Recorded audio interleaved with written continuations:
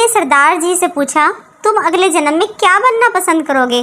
सरदार जी बोले, कॉकरोच। आदमी बोला, वो क्यों? तो सरदार जी ने जवाब दिया, क्योंकि मेरी बीवी सिर्फ कॉकरोच से ही डरती है। No no no no. छुट्टी वाले दिन इंसान सोचता है, आज मुझे छुट्टी है, आज मैं आराम करूंगा। और घर वाले सोचते हैं, आज इसे छुट्टी है, आज हम आराम करेंगे।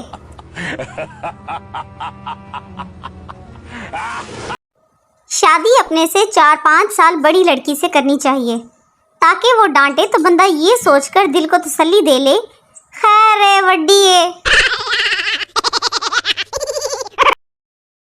अगर आप अपनी तारीफ सुनकर खुश होने की बजाय शक में पड़ जाते हैं, तो यकीन माने आपको अकल आ चुकी है। जब मासूमियत को कोई रास्ता ना मिला, तो मुझ पे आके खत्म हो गई।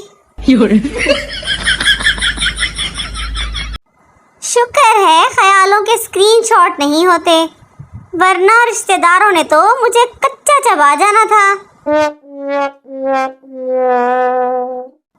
हजाम की दुकान पर नीचे बाल गिरे होते हैं, मैकेनिक की दुकान पर नीचे ऑयल गिरा होता है। ये बैंक वालों को क्या मसला है? बाहर खड़े दरवाजे पे डोर बेल बजाने वाले को इस बात का अंदाजा नहीं होता कि वो अंदर 2-4 गालियों से नवाजा जा चुका है। मिडिल क्लास इंसान थोड़ा मिस्त्री, थोड़ा प्लम्बर, थोड़ा डॉक्टर और थोड़ा इलेक्ट्रिशियन भी होता है। बचपन में पैसे नहीं थे मगर सुकून बहुत था। खैर, पैसे तो अब भी नहीं होते मगर सुकून भी चला गया। माँ ने मुन्ने से पूछा, मुन्ने ये दरवाजे पर गंदे हाथों के निशानात तुम्हारे हैं?